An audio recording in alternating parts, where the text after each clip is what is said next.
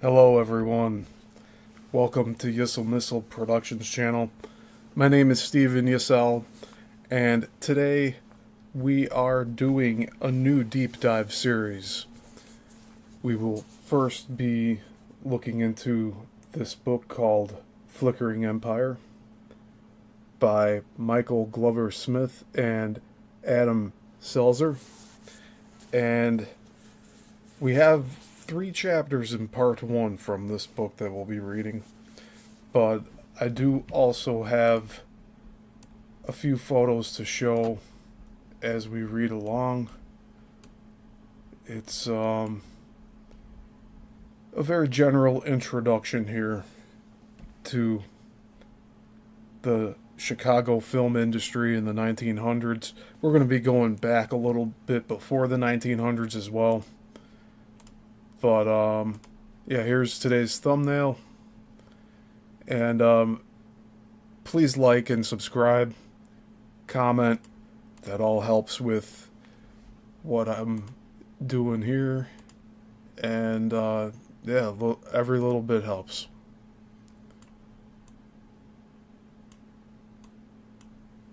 So, we do have a few pictures today. Mostly they're, Thomas Edison and some lithographs of the World's Fair. This one is, I believe, Wabash in 1907. But yeah, we'll be starting shortly.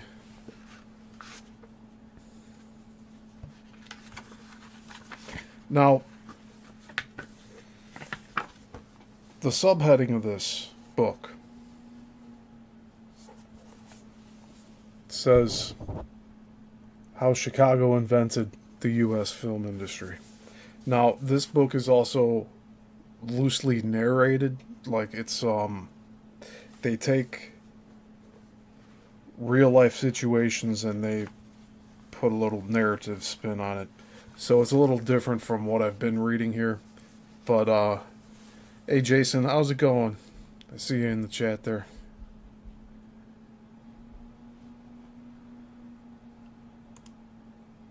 Yeah, we'll be getting started shortly here. So there are 3 chapters to this part 1, but what I want to do today is just try to get through chapter 1. There is a preface, and there's a lot of information here. So, yeah, I guess we'll get started.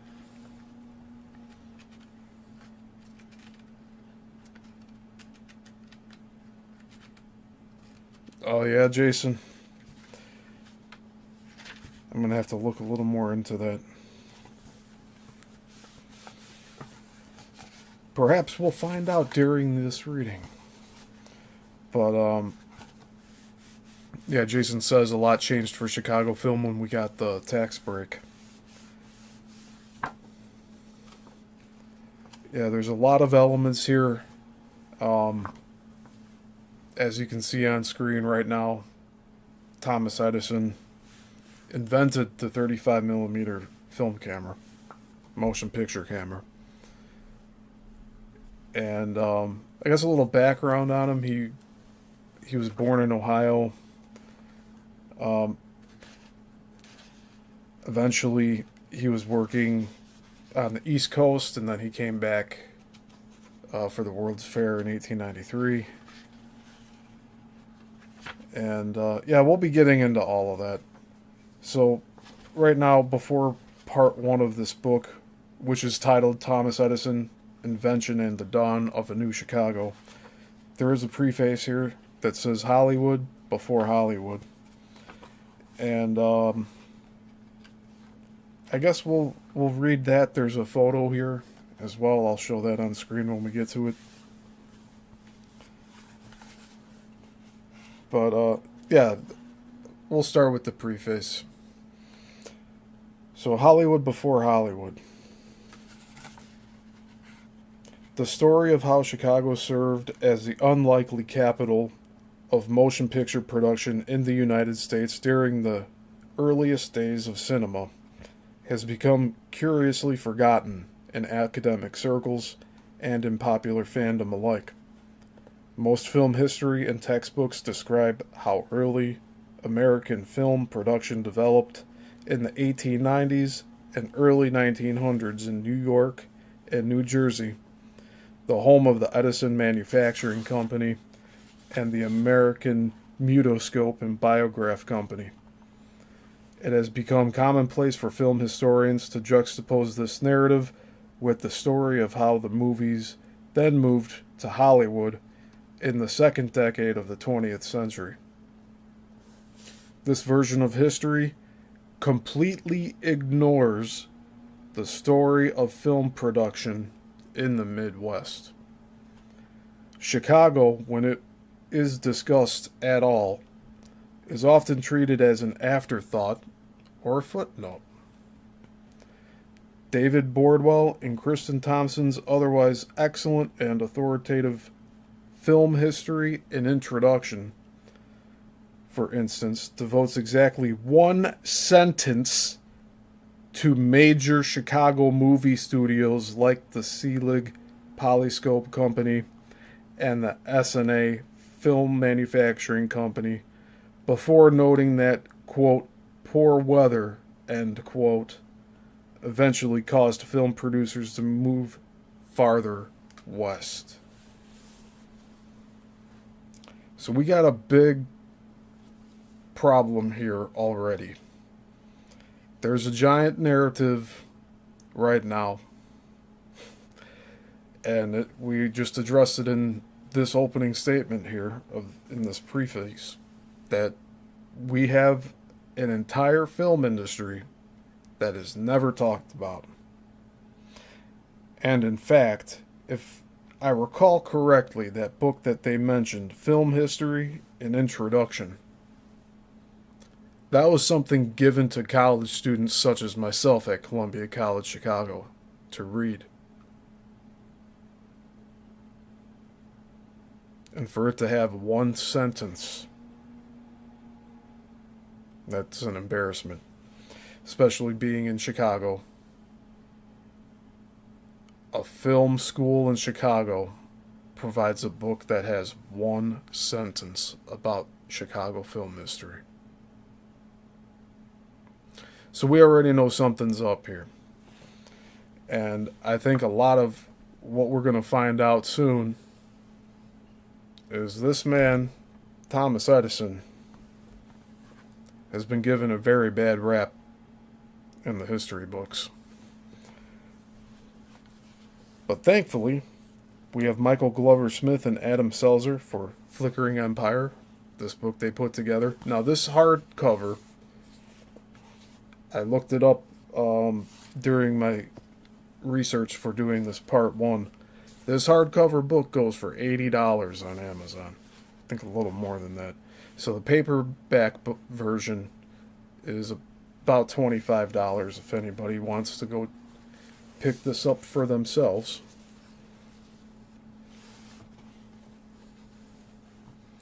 Yeah, you know, Jason says that everything shuts down into winter still in Chicago. Yeah, and construction, for example. There's a lot of projects, multiple projects on bridges, on the facades of buildings they just kind of come to a stop during this time. But they always choose to tear up the roads around this time too when the ground is frozen.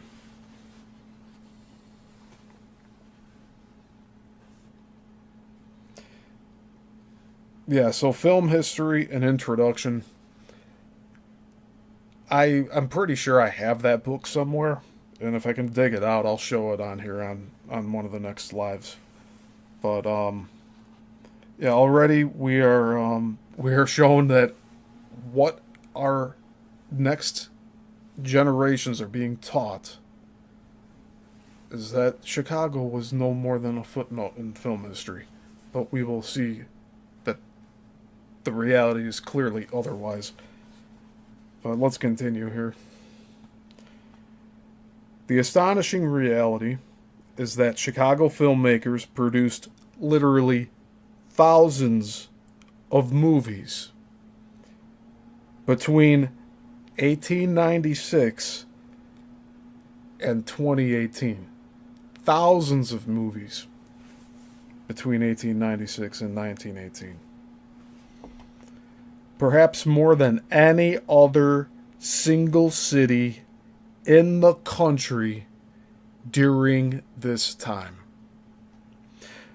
So I'll read that one more time because that's a very profound sentence there.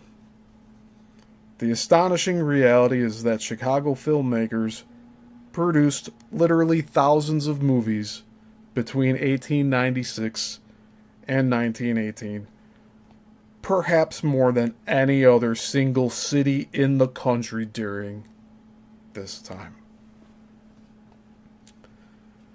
It has been estimated that the Chicago film industry, at its most prolific, at the end of the first decade of the 20th century, was responsible for producing the majority of the American movies on the market.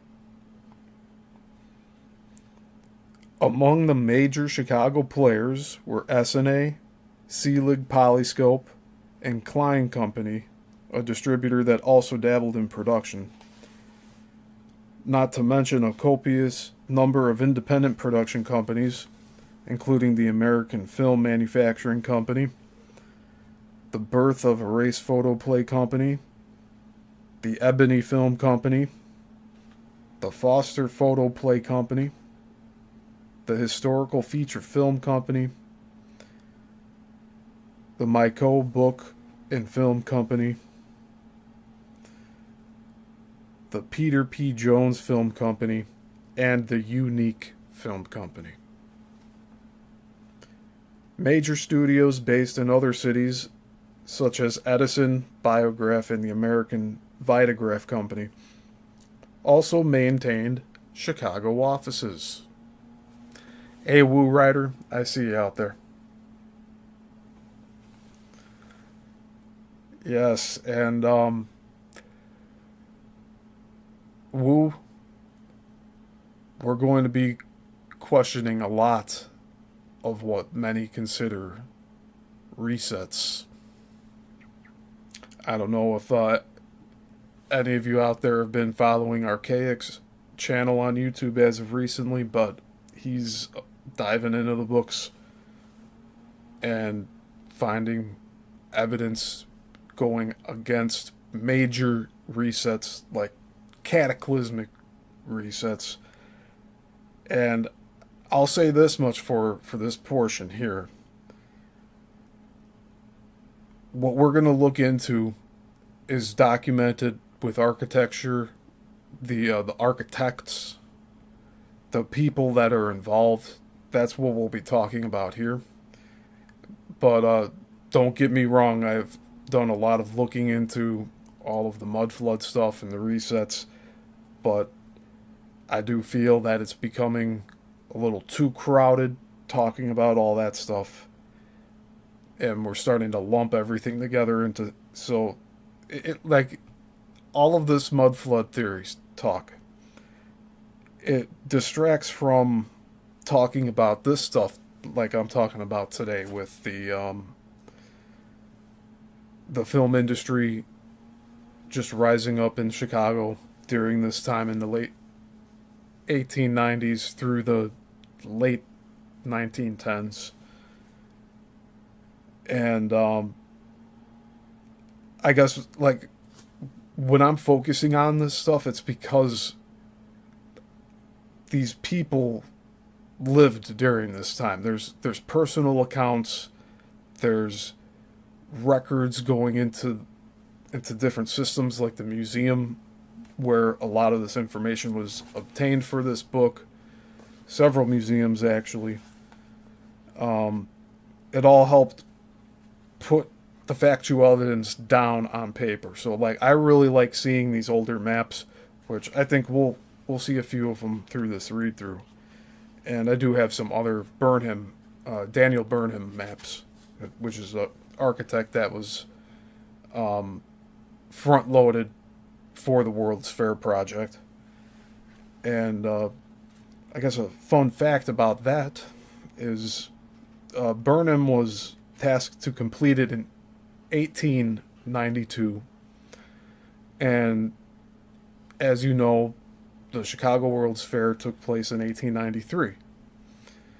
And just like today, but in a much different, I guess, working conditions, context. Like, we don't know, like, their access to resources, building materials. These buildings were put up with paper mache.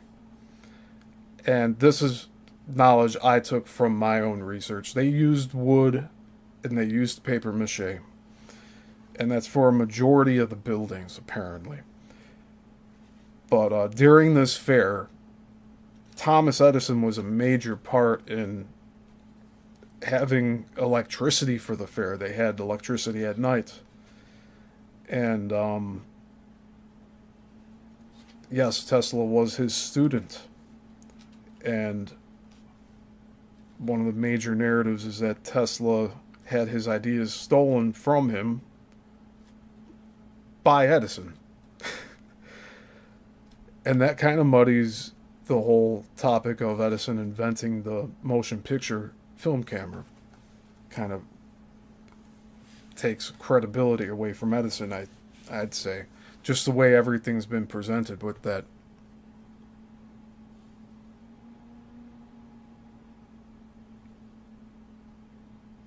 Oh, that's pretty cool, Jason. Uh, One of my commenters here, Jason, said he had his friends and family were in the Edison Chicago office, and they have handwritten notes from Edison.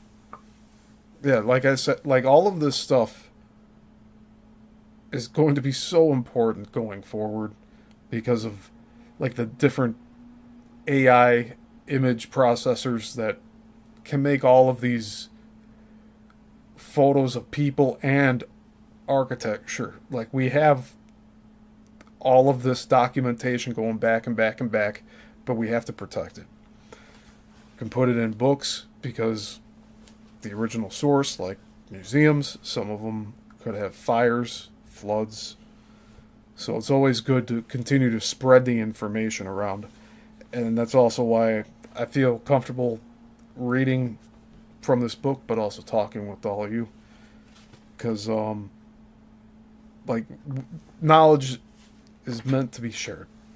And so here I am sharing what I know with you and also reading along for you, with you. And we're all learning something here today. But, yeah, a lot of independent film companies were here at the time. And I'll continue on with the preface. But Jason asked when we reversed the river. I'm not certain on the year, but it was dredging that reversed the river. And it was, I think, mostly like people were polluting the Chicago River, and it was all going into the suburbs and whatnot. So now all the flow goes the other way.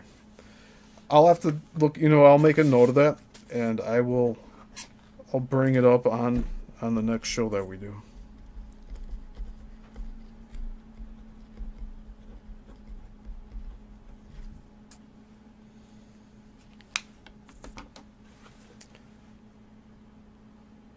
Okay, so I'm going to continue with the preface here.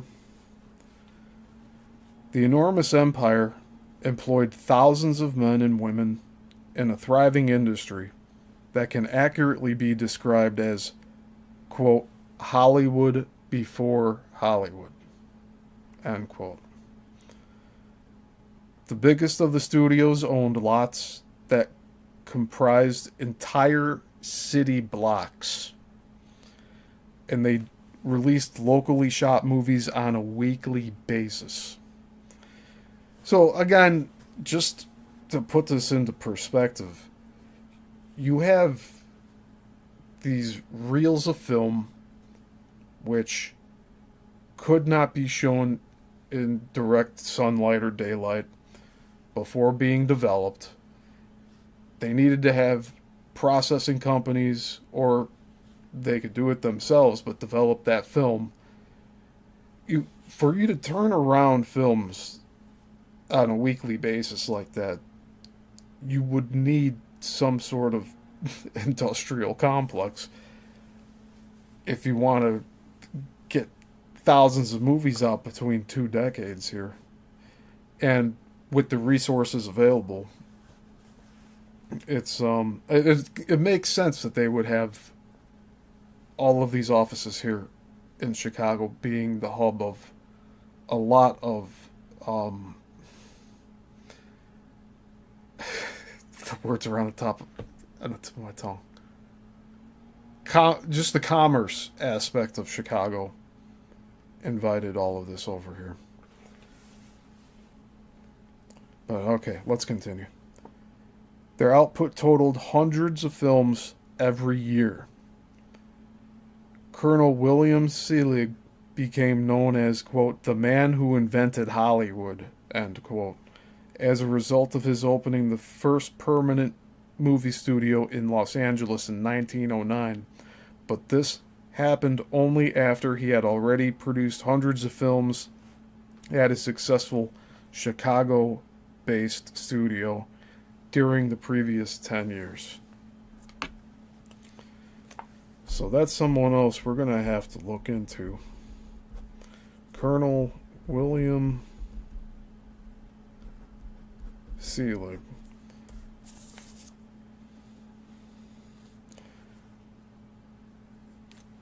And that was in LA in 1909. See, there's a bigger story here with a connection of Edison and Hollywood, and how Edison directly influenced Hollywood's existence here.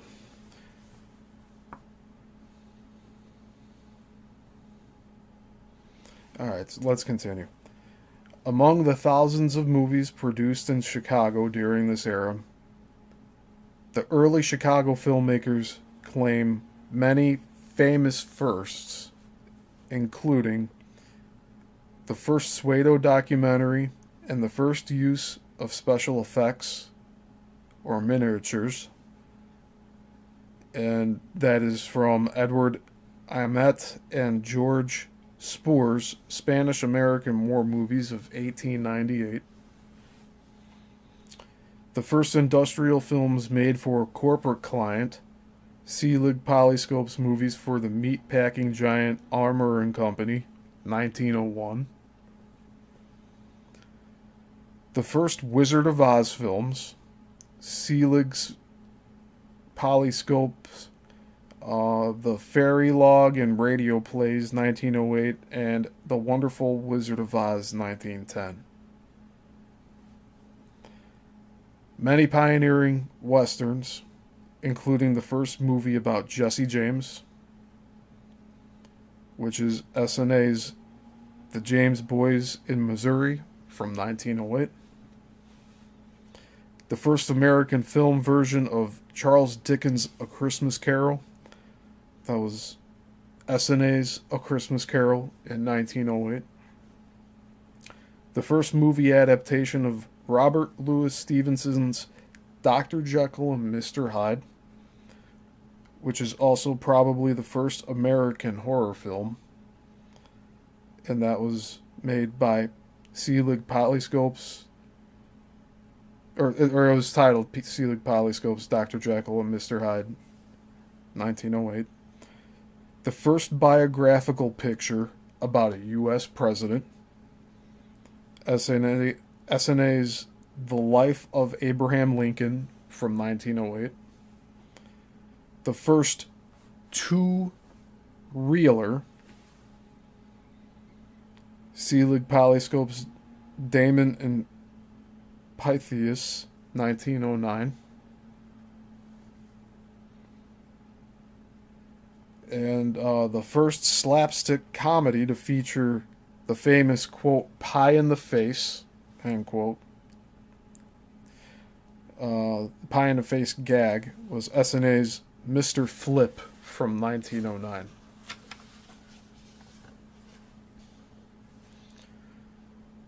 Got a few more firsts here. This is a long list, but we're getting through the whole thing. It's only half a page left. The motion picture debut of Western superstar Tom Mix, Selig Polyscopes, The Cowboy Millionaire from 1909. The first film directed by an African American, the Foster Photoplay Company's independently produced short The Railroad Porter from 1912. The first American, quote, cliffhanger, end quote, serial, Selig Polyscopes, The Adventures of Kathleen from 1913. The first successful weekly newsreel, The Hearst Selig News Pictorial from 1915. The first feature-length movie to showcase Sir Arthur Conan Doyle's beloved Sherlock Holmes character, SNA's Sherlock Holmes from 1916. And the first feature film directed by an African American, the Peter P. Jones Film Company's independently produced The Slacker from 1917. So that's a lot of pop culture that was conceived in Chicago. At least documented down onto motion picture format.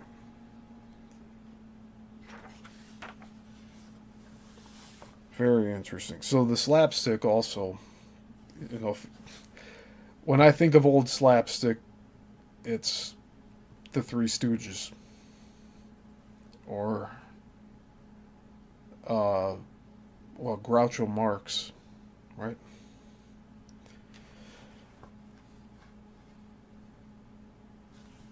But no, we had Wizard of Oz, we had Sherlock Holmes, Dr. Jekyll and Mr. Hyde.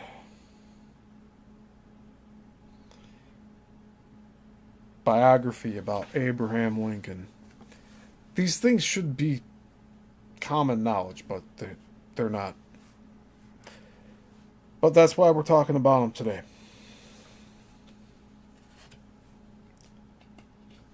Alright, we'll continue with the preface here. We got about 2 pages left. In addition to its invaluable contributions to early motion picture production in the United States, Chicago was also an important center for film distribution and exhibition. Carl Laemmle, who would go on to found Universal Studios, got his start as an exhibitor when he opened a Nickelodeon in the Second City in 1906.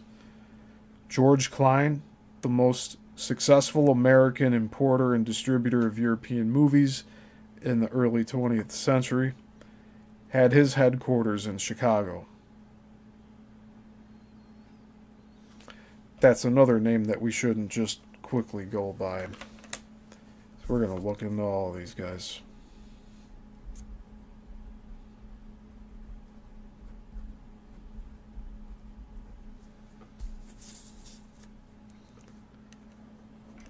And I really would have appreciated if Columbia College didn't have us focus on movies from 5 to 10 years prior to when we started attending there. Like having us study American Beauty. Was that really necessary? Knowing what that film is about.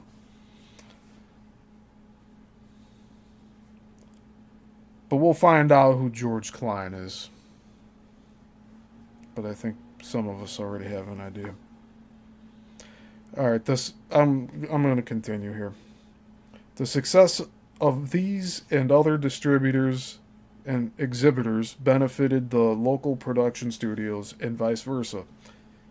The first issue of the trade publication Show World in June 1907 claimed, quote, Chicago leads the world in the rental of moving picture films and in the general patronage of the motion view. End quote. This claim was backed up 2 months later by a Billboard article that stated that Chicago companies had commanded an incredible 2/3 of the American motion picture rental business in the early part of the year. And that's in 1907.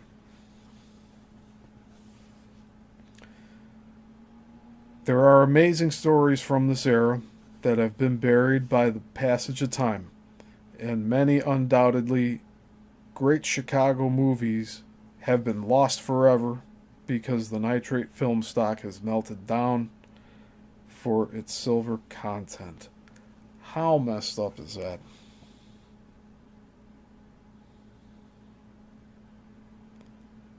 That's almost...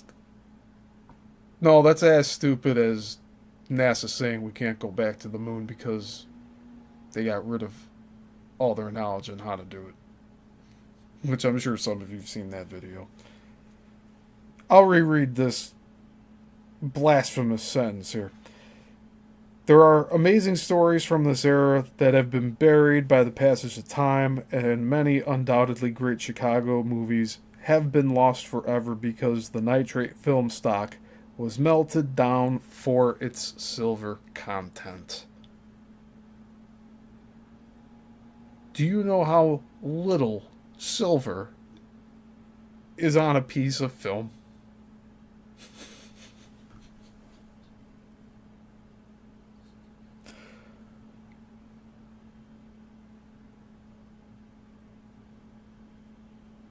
I don't even know what to say about that.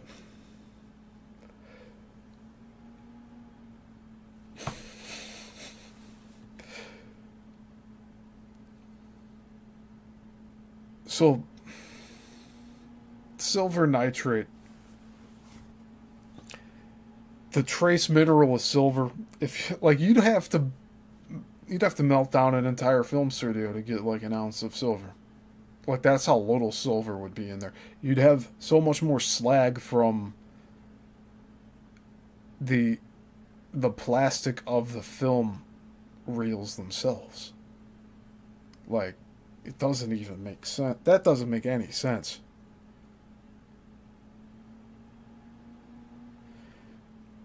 Now, I know that a lot of these films were lost because of poor storage conditions, so you have these reels of film in really cold, really hot temperatures year in, year out. These films start just degrading. Like, the film gets brittle. There's also warping that can occur, which will also make it brittle.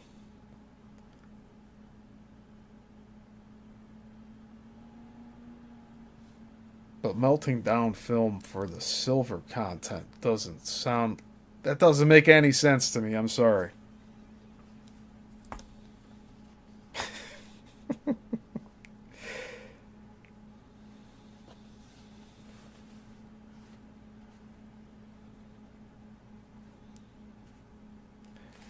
All right, we're moving on.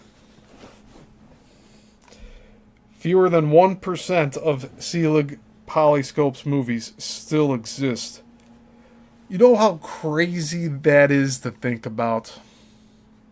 fewer than 1% of Selig Polyscope's movies still exist. And SNA's Outpost has fared only marginally better, a circumstance that partly accounts for Chicago's neglected status in various film histories. Yeah. Film historian Susan Dole refers to Chicago's history as the original Hollywood. Or let me reread that. Film historian Susan Dole refers to Chicago's film history as the original Hollywood, as Chicago's best kept secret.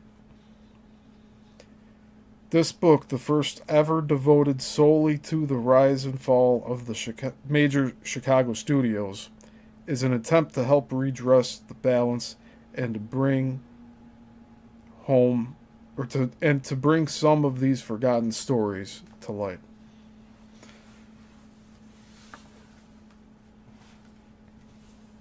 For unlike many of the movies themselves, the stories do survive. There are endless humorous anecdotes about the era, filmmakers being arrested while shooting a bank robbery scene, battles with censors, all-night parties with stars, wild excess, and, in the case of short-term Chicago resident Charlie Chaplin, extreme thrift. Yeah, all right. There were dreamers who made bad decisions, crooks who changed the world, artists with unstoppable visions, and goofballs who happened to be in the right place at the right time. So again, this book is going to start jumping into a more narrative structure, but I'll be taking breaks here and there to share my thoughts with what we're covering.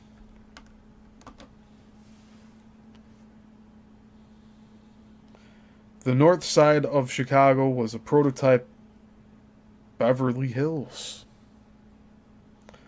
where stars would gather at the Green Mill Gardens nightclub, later a favorite of Al Capone, to see and be seen. Francis X. Bushman, the first true matinee idol and a future star of the original epic production of Ben-Hur, A Tale of the Christ from 1925, would cruise through town in a purple limousine with a spotlight on the dashboard so that everyone could see him. So yeah, a bunch of narcissists. How surprising. No, but these are the types of things I would love to have had some like video footage of, because they're already into motion picture. Like, why not film this guy like in his limousine driving around? It'd be kind of cool to have, just to back up this already documented event here. Alright, continuing on. In 1910, there was plenty of local acting talent from which the Chicago filmmakers could choose to populate their movies. The city's enormous theater industry employed about 4,000 actors and 3,500 vaudevillains. In an era when it was believed that a steady supply of fresh faces was good for the industry, many of these performers appeared before motion picture cameras. Still, other non-professionals were plucked off the street and became unlikely stars. Romola Ramos, an 8-year-old girl, was cast by the author of The Wonderful Wizard of Oz, Chicagoan L. Frank Baum, to play Dorothy in the first of the Oz movies. She stayed home from school to earn $5 per day for the role. A young Gloria Swanson used her connections, her aunt was a nanny, and for the infant daughter of SNA co-founder Gilbert M. Anderson, to get a tour of SNA studios. Swanson was hired as an extra, and she hoped to earn enough money to buy a dill pickle at the drugstore afterwards. She was thrilled to find that her pay, $3.25 for an hour's work, was enough to buy all the dill pickles she could ever want. She eventually became one of Hollywood's most glamorous stars, acting in some of the most famous and infamous movies of the silent era.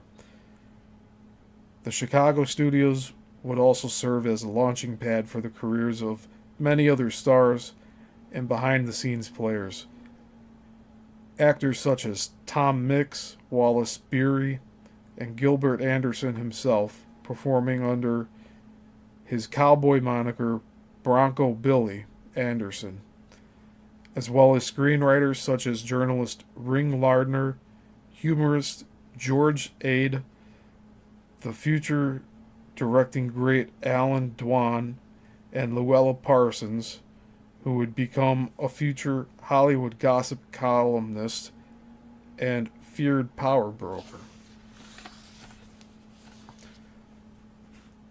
The story of early film production in Chicago is also a story with uncanny parallels to that of the early 21st century. The concerns about patents, intellectual property, piracy, and big business that drove the creation of early movies continue to resonate with us in the digital age today. The Faustian bargain that the Chicago studios engaged in with Thomas Edison and his famous trust, which would ultimately be responsible for bringing about their downfall, serves as a cautionary tale for contemporary movie studios with business practices likewise teeter dangerously close to the monopolistic. Above all, though, it is a quintessential Chicago story about three visionaries, the larger-than-life figures of Colonel William N. Selig, Gilbert M. Bronco Billy Anderson, and George K. Spoor.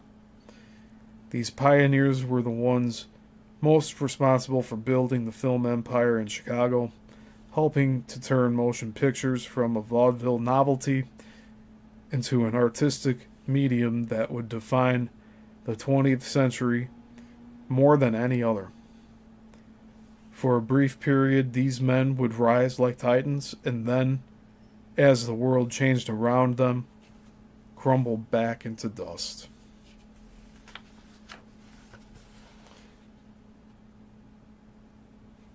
So there's one photograph here in the preface. It says filming an SNA Western indoors. So this is going to be a little difficult. Alright.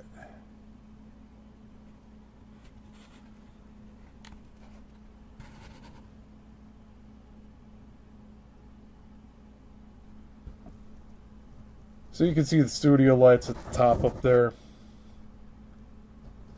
and everyone gathered around below. And eventually we'll get into more of the other, like as we get closer toward the mid-century stuff with Orson Welles, I'll get into more detail about the use of backgrounds and how not only Orson Welles, but like we have Stanley Kubrick, who designed a special type of backdrop for his movies. And I'd like to talk about all that too. So we'll get there. All right, so that's everything for the preface. And now we'll officially begin chapter 1.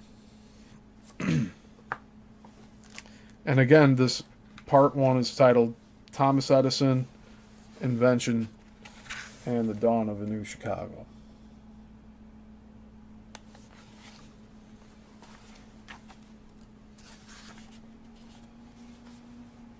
And we got a picture of Thomas Edison and the phonograph from 1878. And it says photo is courtesy of the Library of Congress. So, take a look at that.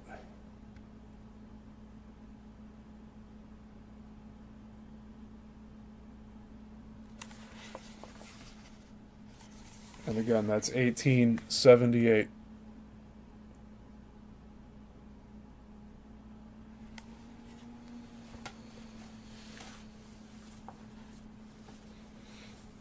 So, Chapter 1, Edison's kinetoscope,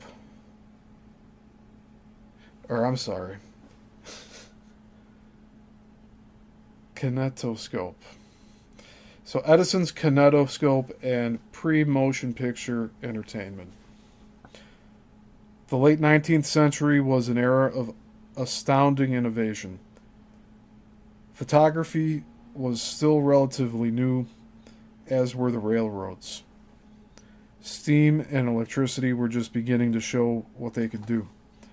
Being able to send messages hundreds of miles instantly via the telegraph was exciting, but in 1876, Alexander Graham Bell eclipsed the telegraph and stunned the world with the introduction of his, quote, electrical speaking telephone, unquote.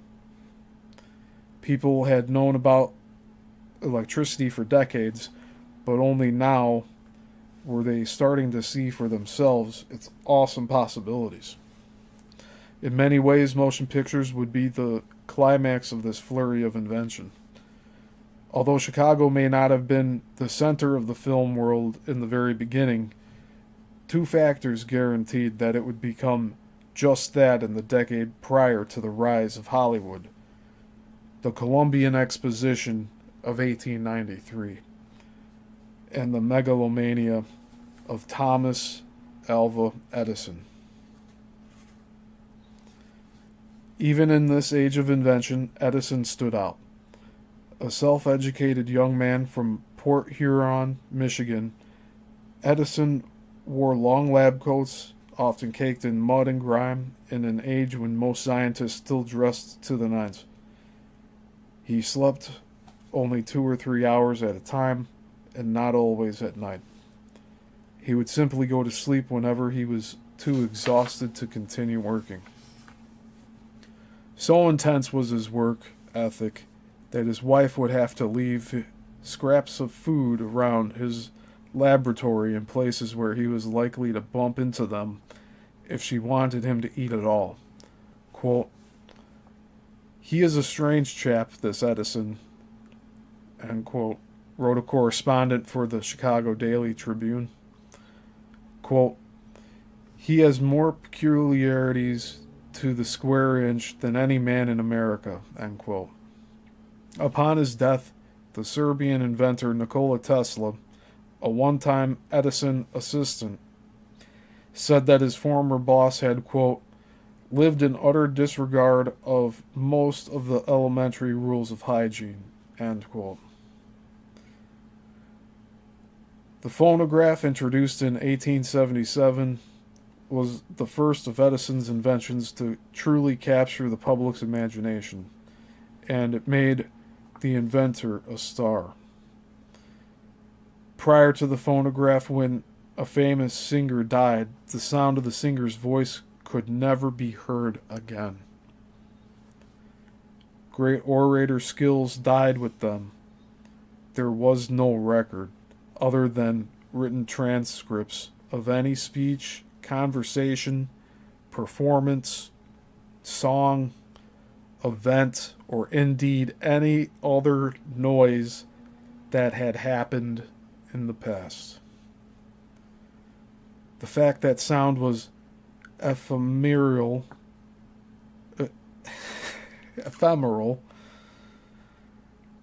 man, I'm not doing good on these words today, sorry.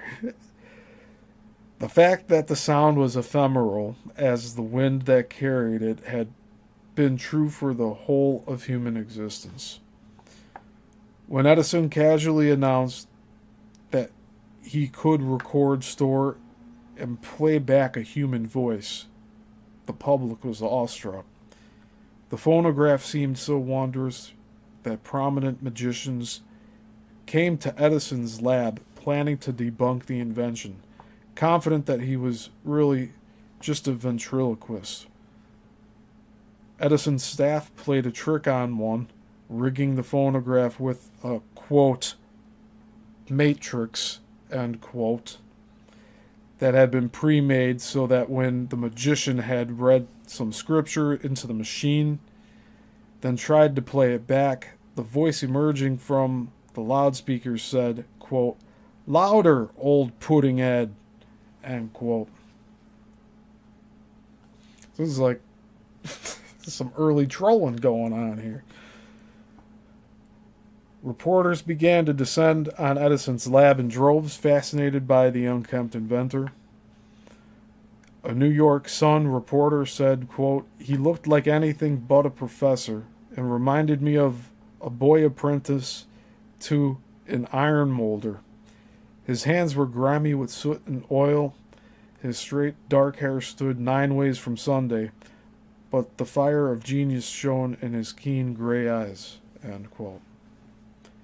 Since the reporter had never seen the phonograph at work, Edison eagerly demonstrated, turning the crank and reciting into the microphone, Mary had a little lamb, its fleece was white as snow, and everywhere that Mary went, the lamb was sure to go, to go, to go. Oh, oh, oh, ah, cock-a-doodle-doo, doo-wah. Tucka, tucka, tucka, tucka, tucka. Edison then gleefully laughed as he played it back, first at the normal speed, then comically faster and slower to the amazed reporter, whose headline simply consisted of one word, quote, marvelous, end quote. So think about that for a second. Not only did Edison have recording down to a T, he also had the ability to change the speed of it and show off even further after showing that he could actually record. So that's like a double whammy to me. I like that. That's pretty cool. Edison was quick to see how much could be done with the machine. Songs, speeches, and sounds could be recorded and copied. A statue in a wax museum could play the voice of the character imitated if a matrix were placed inside. Dolls could be made to recite nursery rhymes. Poor churches, Edison said, could have the greatest preachers of the era recite their sermons every Sunday. Young couples could dance to waltz music long after the local dance hall closed. Recordings of arias, speeches, and even full orchestras could be sold for $5 apiece. Reading now about his performances for reporters, for they certainly were performances, part of Edison's shameless and brilliant self-promotion. It seems almost as if Edison were predicting what the 20th century would be like. In hindsight, his talk about the possibilities of recorded sound make him seem as if he were a psychic describing Watergate. Quote, I could fix a machine in a wall, end quote, he said. Quote, and by resonation, any conversation in a room could be recorded. Political secrets and the machinations of Wall Street pools might be brought to light, and the account charged to the devil. Kind parents could lie in bed and hear all the spoony courtship of their daughters and lovers, end quote.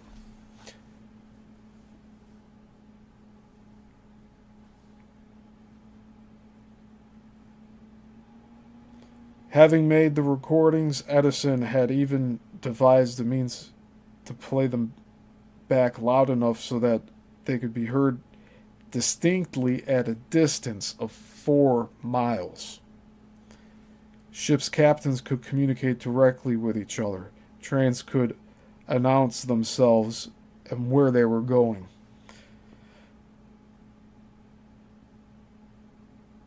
So I want to go back real quick because that made me pause. Where Edison says, I could fix a machine in a wall, and by resonation, any conversation in a room could be recorded. Edison knew how to do this back then. And then he was able to project sound 4 miles. Quote, why? End quote, he said. Quote, I could put a metal diaphragm in the mouth of the goddess of liberty that the Frenchmen are going to put up on Bedloe's Island that would make her talk so loud that she could be heard by every soul on Manhattan Island. End quote. The public could only read in amazement. This was a man who could make statues talk. He seemed not only to have imagined a futuristic world far more advanced than anything conceived of in the works of the writers of, quote, scientific romance, end quote, as science fiction was then called, but also to know exactly how to make it all come true. Ideas seemed to burst forth through his very ears. All of these accomplishments, keep in mind, happened before he invented the first practical light bulb or started building the power stations that would bring electricity to ordinary people for the first time.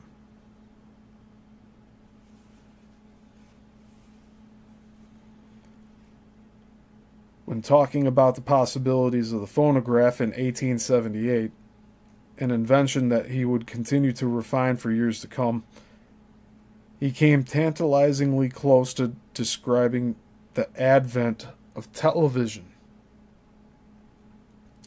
and talking movies before anyone had ever seen a silent motion picture at all.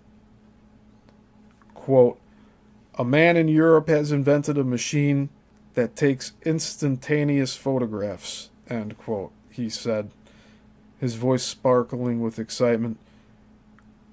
Quote, let us suppose that he photographs Dr. E.H. Chapin every second, and we take down his sermon on the matrix of the phonograph.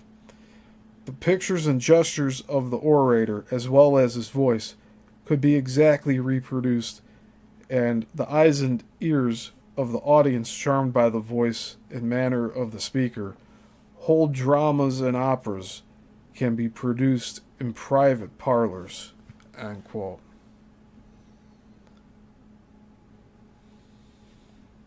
It was not, however, Edison who invented the movies. Indeed, it could be argued that Edison never truly invented anything in his life other than the larger-than-life inventor's persona that reporters found so fascinating. Yeah, I'm going to tend to disagree with that one, to say he didn't invent anything. This persona also fascinated many of the budding movie pioneers, including Edward Amet, who created a primitive film projector by combining Edison's kinetoscope with a magic lantern. In Chicago, Amet and his business partner George Spohr, along with their movie-producing rival William Selig, would in many ways invent the, quote, film industry, end quote. So yeah, like I suspected too, based off of my previous research into all of this, several people were playing around with the idea of capturing motion picture on a physical device. But I really want. I guess we could compare this to. I guess there's a phenomenon, like with people running the quarter mile in record time, and nobody could do like a sub 4 minute mile, and then finally someone did do one, and then that record was broken again, like very shortly after the initial. And the same can be said for deadlifting. The first deadlift of 1,000 pounds was that record was then broken like very shortly afterward. So it's I guess what I'm trying to get at here is once the idea of motion pictures was possible, you had several people working around the clock trying to create these visions of what they could do with motion picture. So Edward Ahmet, Edison, George Spoor, William Selig. So those four people, and we also have these film distributors too to go over.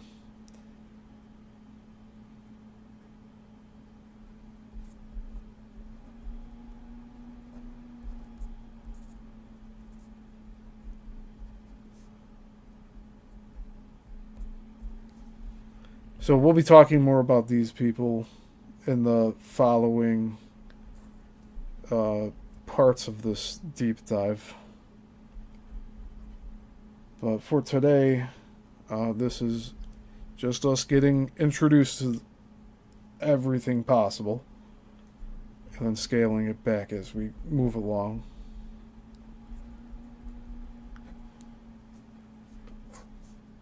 Alright, so we got those three guys. So I'll do some more research into them as well. And hi, Big Island Beach. I see you there. All right.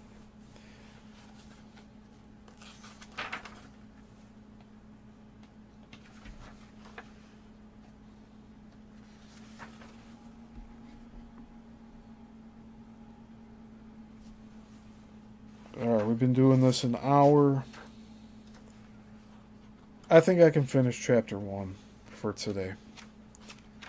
Because you see, with me also sharing my thoughts in between reading, it's now making these videos longer. So I'll continue reading, and yeah, we'll be finished for today soon. But thanks for being here.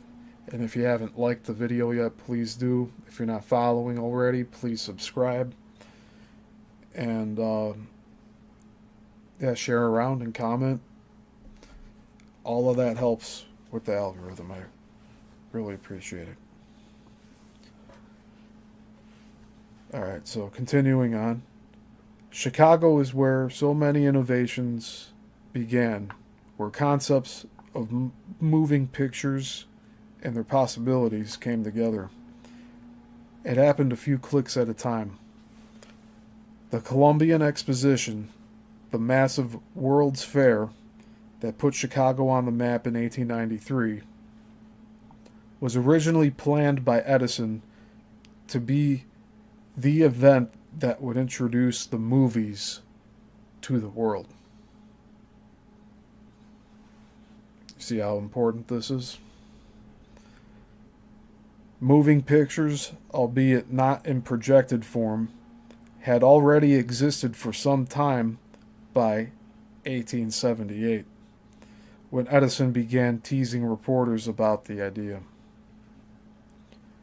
Throughout the 1860s, various mechanisms that made a series of images appear to be a single moving image, such as the zoetrope, were marketed.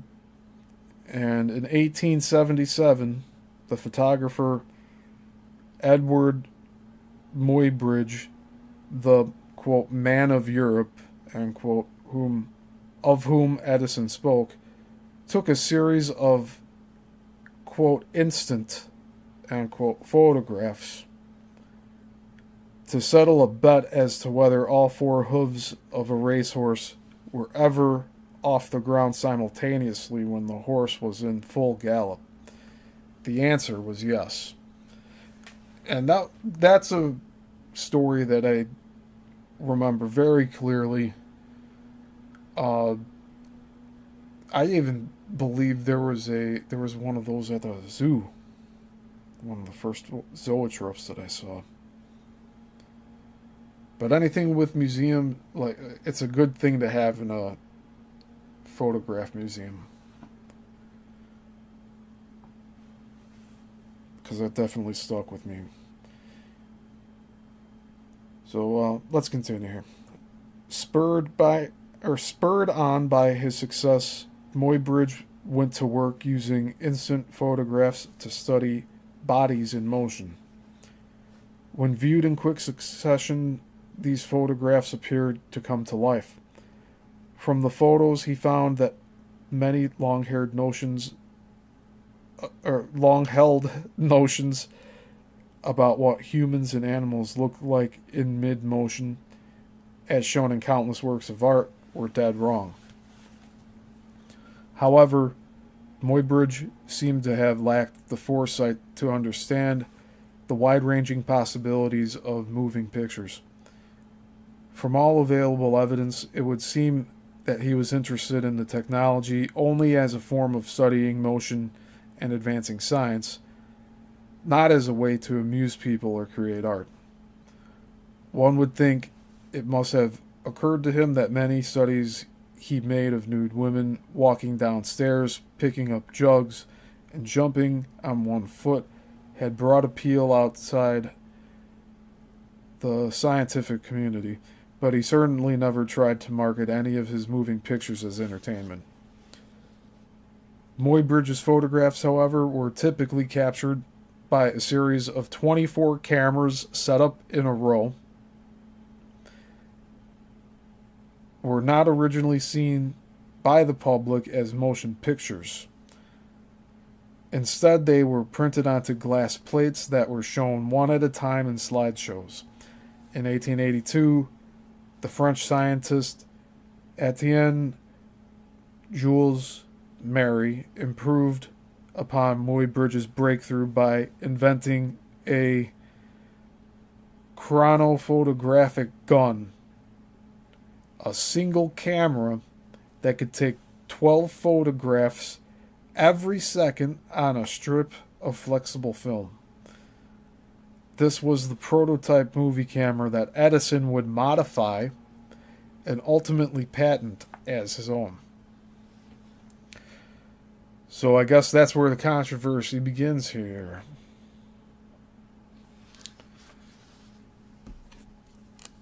So we'll look into Muybridge too.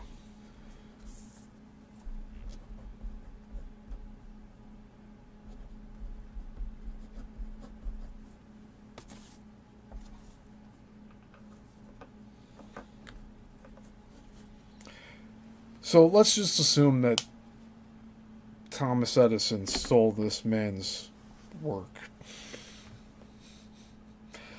Let's just assume that he did that, okay? Edison still had that larger. And I don't know. I don't know why I'm coming to the defense of Edison right now, because you shouldn't really steal the ideas. We need to know what he modified on Muybridge's camera. That's the first thing we need to learn, and I'll report what I come back with here next week. But from what I understand, Muybridge wasn't going to promote his work and apply himself to the World's Fair like Edison did. Does that make sense?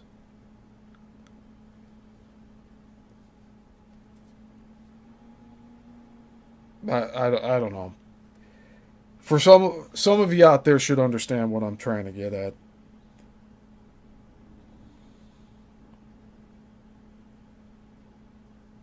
But no, I'm not coming to defense of Edison stealing ideas. But let's continue here. Edison's work on the phonograph and possibly the adding of moving pictures to his recorded sounds floundered, as did his work on nearly every other invention that he dangled at this time in front of breathless reporters. Despite his around-the-clock work ethic, he found it always difficult to keep his attention on any given project long enough to perfect it. See, that's a shame. Like, you wish that you'd have time to do everything you want to do. And obviously, being somebody like Edison, you run into problems like that, where you begin to stretch yourself out so thin around everything, and you just start having no time for anything. So you can see this was happening with Edison too at the time.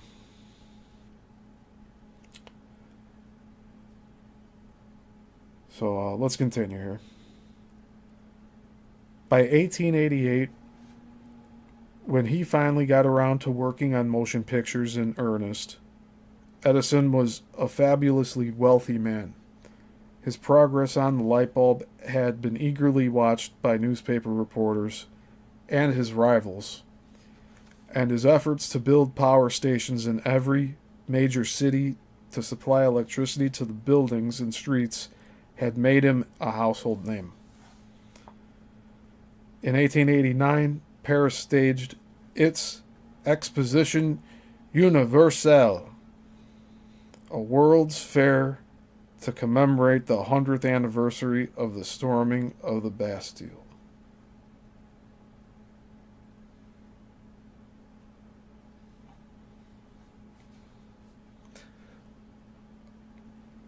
By the way, thank you in the chat, Woo.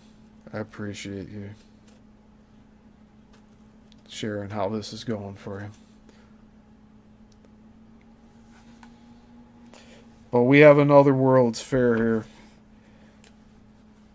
that I'm going to have to look into. So I've already done my research on Chicago's 1893 World's Fair and Nashville's 1897. And 1889 is one I have not looked at yet.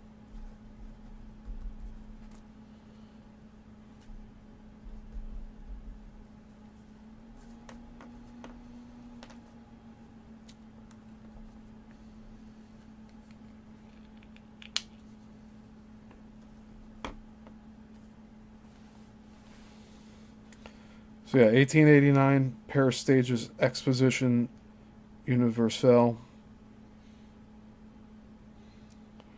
The fair was a huge accomplishment, featuring hundreds of new buildings and crowned by the enormous Eiffel Tower. See that? The countries from all over the world sent their finest technological innovations and works of art, but America, by many accounts, stole the show. Quote, Buffalo Bill, end quote, Cody and Annie Oakley played their Wild West show to packed houses, and Thomas Edison was given an acre of space to showcase 493 of his inventions. It was during the exposition that Edison came to be seen not only as the greatest inventor of the age, but also as a symbol for American individuality and ingenuity, an image that he carefully honed. So again, there's 493 inventions made by Thomas Edison at the time of 1889, 4 years before the Chicago World's Fair, where he planned to showcase motion pictures. Before that, he had 493 other inventions. So you can't say he stole all of those.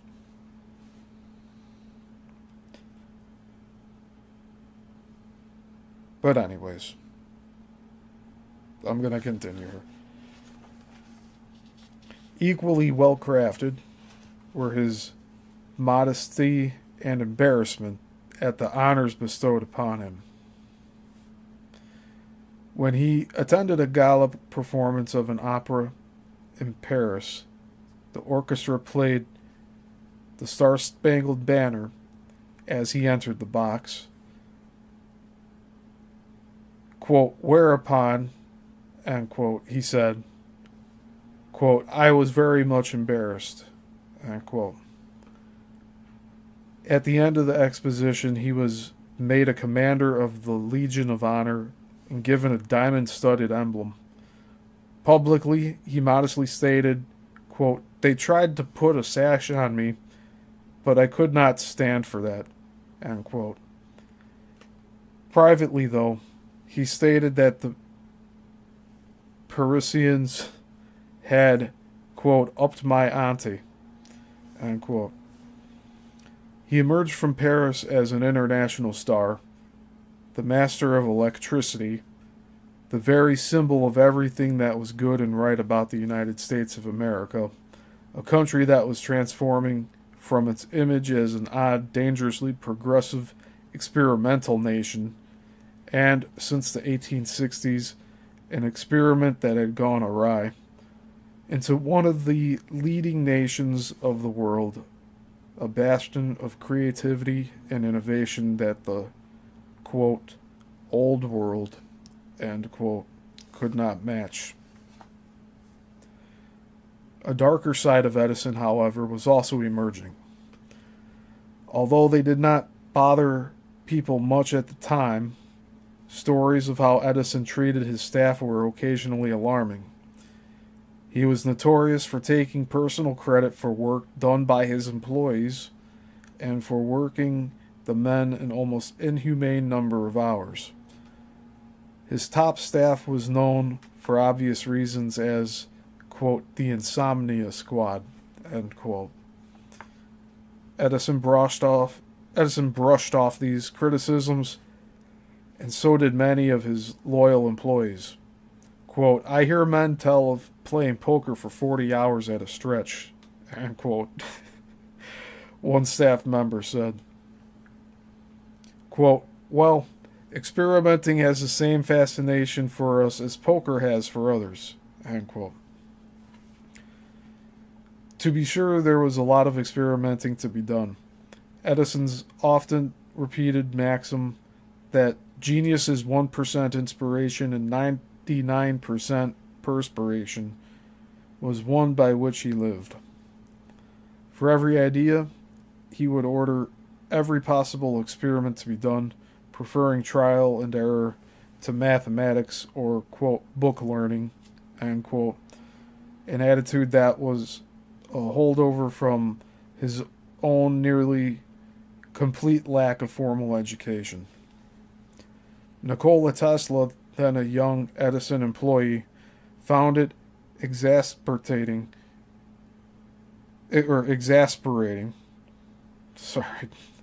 describing Edison as, quote, inefficient in the extreme. Just a little theory and calculation would have saved him 90% of the labor, end quote. Tesla was a genius in his own right. Many believe that he far surpassed Edison in his abilities as a scientist. For his part, Edison simply did not understand the importance of treating his top talent well, a problem that would plague him later, along with many of the other pioneers of the movie industry. When Tesla began work as an electrical engineer, Edison told him, perhaps with a chuckle in his voice, that if he could improve upon the Edison Company's direct current brand of electricity, there was $50,000 in it for him. When Tesla did improve the brand, he expected to be paid. Perhaps he should have realized that Edison's offer was a joke. $50,000 amounted to more than 50 years of his $18 per week salary. Perhaps he should have realized that when Edison offered instead to raise his salary more than 30% to a raise of $25 per week, he was actually being rather generous. Edison, however, certainly could have handled the situation better too. When Tesla confronted him, Edison's reply was, quote, "Tesla, you don't understand our American humor," end quote. Tesla promptly resigned his position and spent a few months as a ditch digger before being snapped up by Westinghouse Electric Company, with whom he developed alternating current electricity. The innovation would become the greatest rival for Edison's direct current, and it would eventually overtake it. Edison was always vulnerable to having innovations overtaken by more creative rivals. He was often able, however, to retain the credit for himself. The same sleight of hand would occur with the movies. Wow. So Westinghouse Electric Company is who picked up Tesla, Nikola Tesla, to work. And then ended up becoming Edison's top rival.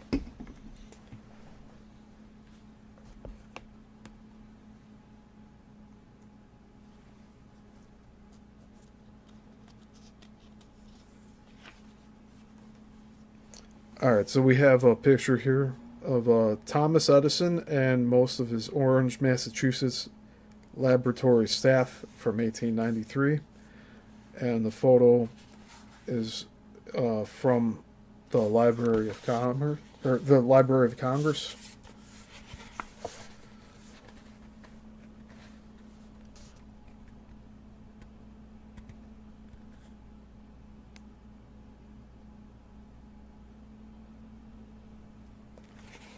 I'll fix this for the next time. If I go in any closer, I start hitting the microphone. So.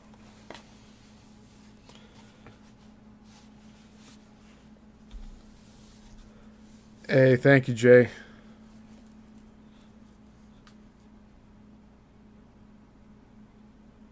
Very cool, Woo. I appreciate you guys spend time here and enjoy listening to me present. I really appreciate that. Alright, so we have just a few pages left for chapter 1. And a picture of Nikola Tesla. So we'll be getting to that shortly, so I'll continue here. The idea of marrying moving images with recorded sound stayed with Edison, and so he bought some of Muybridge's instant photographs and told the Insomnia Squad to get to work. Edison and his crew knew that a series of slightly different images that passed by the eye quickly enough would appear to be a single moving picture, but synchronizing it to a phonograph recording proved difficult. Edison wanted to imprint instant photographs on a spinning cylinder, but his crew estimated that thousands of images would be required to create a moving picture that would be worthwhile to view. More than would fit on any cylinder then in existence. Edison seemed to lose interest in the project personally, but he recruited William Kennedy Laurel Dixon, a Scottish-English immigrant and his company's official photographer, to develop the optical and photographic aspects of the invention, while he himself focused on the electromechanical side. Dixon knew that the Eastman Kodak Company had recently developed a new celluloid film stock that could be rolled up, as opposed to the then common sheets, making it possible to take images more rapidly than ever before. Attendee Jules Mary's prototypical camera had never been able to take more than 40 photographs at a time.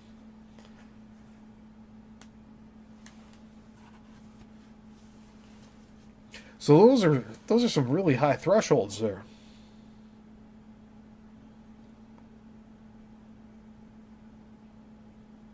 So Edison Jules Mary's prototypical camera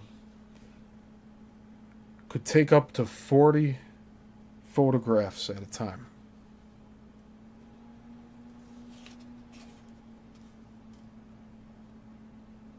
And then I believe when they first got motion picture successfully working, it was at 18 frames a second.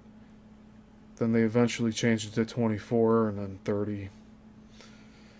And 60 just looks jarring, and I don't ever want to see that again after I saw it on The Hobbit.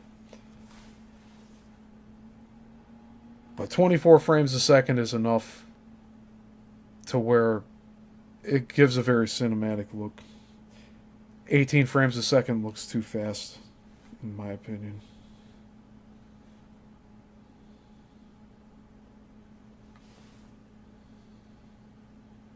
Alright, continuing on here. Dixon ordered some of Eastman Kodak's films, experimented for a few months, and devised a new camera, the kinetograph, that drew the roll of film across the lens by using tooth sprocket wheels that grabbed the perforated edges along both sides of the film frame. The kinetograph was the first motion picture camera to utilize the soon-to-be standard and by now familiar-looking perforated rolls of 35mm film. Once the camera was in working order, Dixon and the crew began working on an exhibition device that came to be known as the kinetoscope, a wooden box that contained a 50-foot loop of film that could be rolled by an electric motor. Viewers could put a nickel in a slot. Right from the first, the devices were designed to make money. Bend over and peer into the hole to see about 30 seconds of film. In 1889, Edison went off to preside over his exhibition at the Paris Expo. When he returned, Dixon proudly directed him to look into a box where Edison saw a moving picture of Dixon, allegedly synchronized with a phonograph recording of Dixon welcoming him back from his trip. So that's the first time that Edison, or anybody for that matter, seeing video with audio accompaniment. By most accounts, Edison was not particularly impressed, but work continued, and in 1891 he exhibited the work in progress to a typically astonished Chicago Daily Tribune reporter, whose subsequent headline read, "Light and Sound United. Edison outdoes himself with the kinetograph."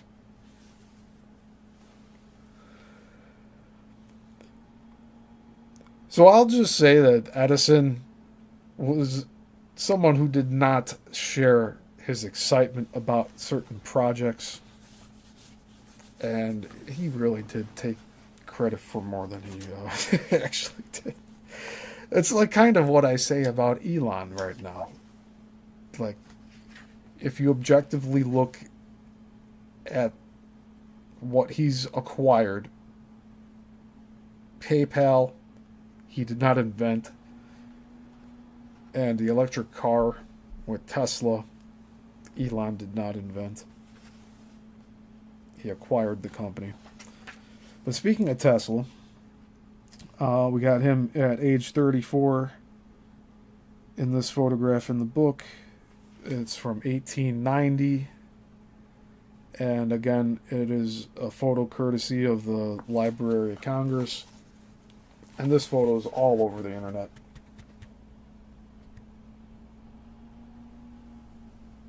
It's probably the most well-known photograph of Nikola Tesla. And at 34 years old there.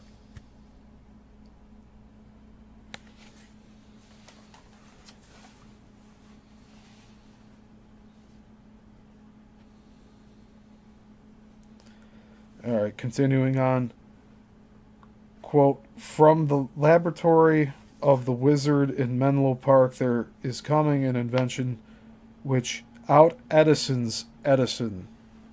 Quote, he wrote, quote, with it, okay, quote, with it, the opera can be carried into the parlor.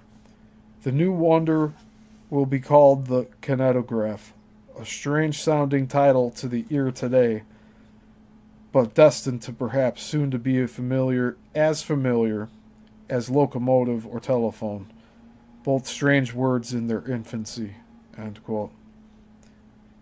He spoke of Edison as, quote, the greatest inventor of the day, end quote, and used the terms wizard and genius freely.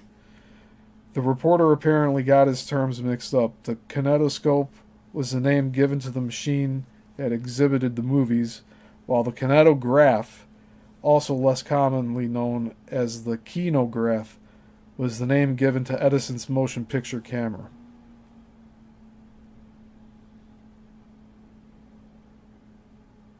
So basically, kinetoscope is the projector, and the kinetograph is the camera itself. The reporter described Edison's prototype as a wooden box with a hole in the top, the sign bowing and raising his hat. Like other reporters of the day, the Daily Tribune staffer immediately realized that this new device could be used to capture prize fights. When talking about the new medium, nearly every reporter of the day pondered that the device would soon record sermons, operas, and boxing matches. No one seemed to speculate that fictional narratives could also one day be produced.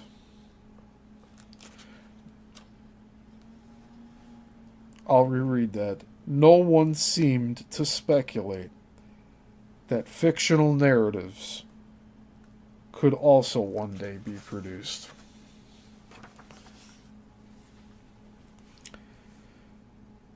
Though most of the credit really belonged to Dixon, Edison proudly talked up the wonders of the new device.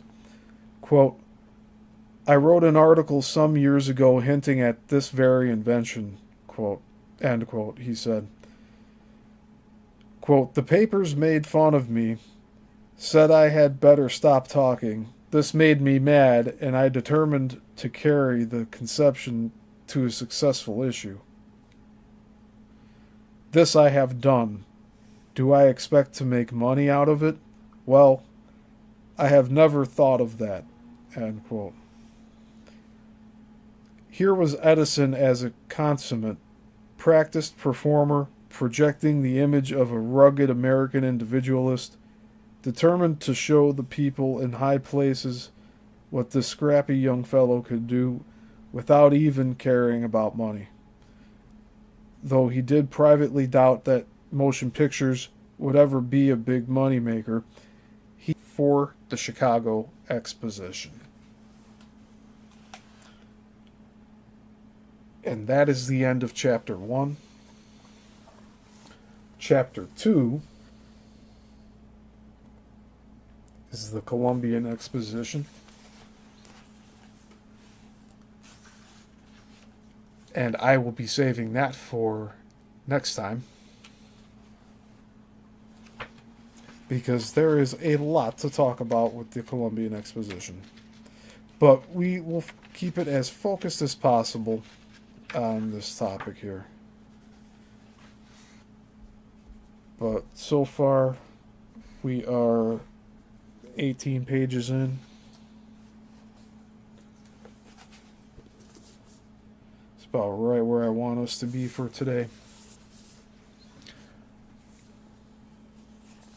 I really appreciate all you being here while we dissect all of this information.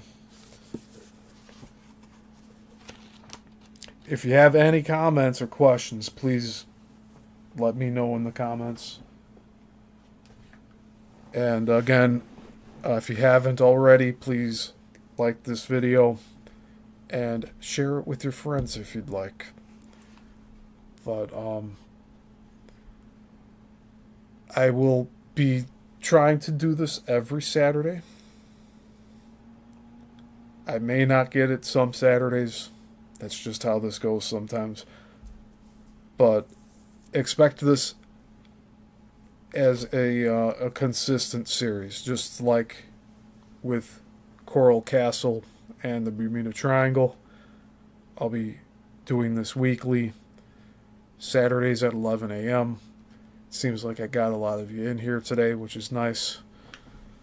And yeah, we kept it under 2 hours. So that's been the goal, and I really appreciate you all being here. I will have a lot more different photographs to show other than these few that I've been cycling through. But yeah, we will be having a lot of fun with this series. And I think we're going to be able to off-branch a lot from this as well. Because we already have all of these names. So the people competing to make the first motion picture camera, I'm going to have to look into more on them.